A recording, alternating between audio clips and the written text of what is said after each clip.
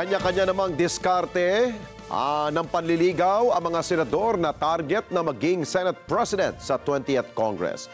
Pinakamalakas ngayon ang Duterte Bloc sa Senado na may pinakamaraming bilang at inaasahang makasusungkit umano ng pwesto sa liderato ng Senado. Mean Corvera sa balita. Nagsimula na umano ang panliligaw ng mga senador na nag-aambisyon na maging susunod na Senate President sa Senado pagpasok ng 20th Congress. Kinumpirma ni Senador Bongo na kinakausap na ngayon ng kampo ni na incumbent Senate President Francis Escudero at Senator-elect at dating Senate President Vicente Soto ang Duterte Bloc sa Senado. Pagpasok ng susunod na Kongreso sa ikatlong linggo ng Hulyo, mapapabilang sa Duterte Bloc sina Go, Senador Ronald Bato de la Rosa, Robin Padilla, Amy Marcos at si Senator-elect Rodante Marcoleta. Initially, nagkausap rin po kami, nagkabatian rin po during the proclamation. Open naman po ang aming linya dahil magkasama po kami noong mga nakaraang kongreso rin po. So, importante rito, ako susuport kahit sino naman po, basta yung gusto ko na magiging independent po ang Senado, but a working Senate. A working Senate, unahin yung interes ng bayan, unahin yung interes ng bawat Pilipino. Yun po ang magiging criteria ko po sa pipiliin naming next Senate President. Bukod kina Escudero at Soto, may iba pa niyang kumakausap sa Duterte Bloc pero tumanggi siyang pangalanan. Pag-amin ni Go kung hindi sila makumbinse, posibleng manggaling rin sa kanilang grupo ang lalaban sa Senate presidency race. Lahat naman tayo may karapatan.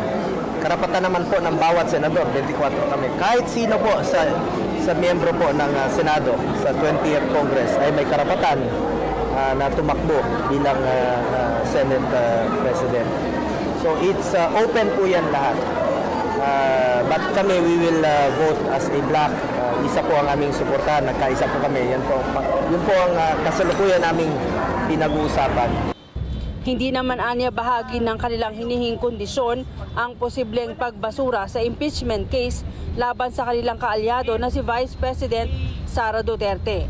Bukod kina Soto at Escudero, matunog na sasabak sa Senate presidency race si Marcoleta ayon na rin sa kanyang campaign advisor na si Malu Ticya. Marami pa pong ibang nakikipag-usap rin po sa amin. But we are open sa lahat po ng pag-uusap. Basta ang criteria namin, unahin yung interes ng bayan, interes ng bawat Pilipino. At independent Senate po ito. Si Senador Risa Hontiveros interesado naman na maging minority leader pagpasok ng susunod na Kongreso. Papalitan ni Hontiveros ang kasalukuyang minority leader na si Senator Aquilino Coco Pimentel na graduating na sa Senado. Ayon kay Hontiveros, isa ito sa mga tinatalakay nila ngayon sa oposisyon matapos ang pagkakapanalo sa katatapos na eleksyon ng kanilang mga kaalyado na sina Senator-elect Bam Aquino at Kiko Pangilinan.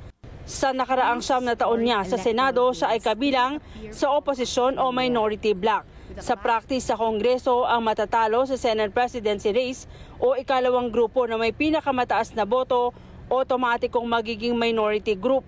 Pero kung sasabak at maglalagay man ng pambato sa Senate presidency race ang Duterte Bloc at hindi sila ang palaring maging minority group, bubuo pa rin sila ng isang independent sa Senado para maging fiscalizer.